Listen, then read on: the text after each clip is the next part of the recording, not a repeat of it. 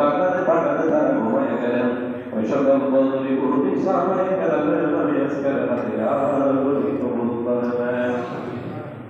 আর রব্বুল আলামিন আহকামুল হাকিমিন সাহাবায়ে কেরাম আজমাইন থেকে শুরু করে আল্লাহ তাবেঈন উলামায়ে মুতাকাদ্দিমিন মুতাআখিরিন যুগের বড় বড় ইমাম তরিকতের বড় বড় ইমাম মাশায়েখ আযম ওকালা উলামা হুদাবা মুহাদ্দিসিন মুফাসসিরিন মুতাকাল্লিমিন সালিহিন আলিমিন আবিদিন সালিহিন নেককার রব্বুল আলামিন বড় আব্দুল কাদের জিলানী আল জিলানী রাহমাতুল্লাহি আলাইহি হুজুরের আল্লাহ রওজা পাকে মুক্তা শরীফে এই মুহূর্তে নামাজ পাক কদম মুবারক কবুল করেন। বুখারী শরীফের একজন আল্লাহর ওলি আছেন, আল্লাহ তাআলার সম্মানের রাস্তার মধ্যে কোনো পশু পাখি পর্যন্ত পায়খানা প্রস্রাব করত না। আল্লামা বিশ্বে হাফিজুল্লাহ রহমাতুল্লাহ ওয়ারাসার হাদিয়া বলি কবুল করেন।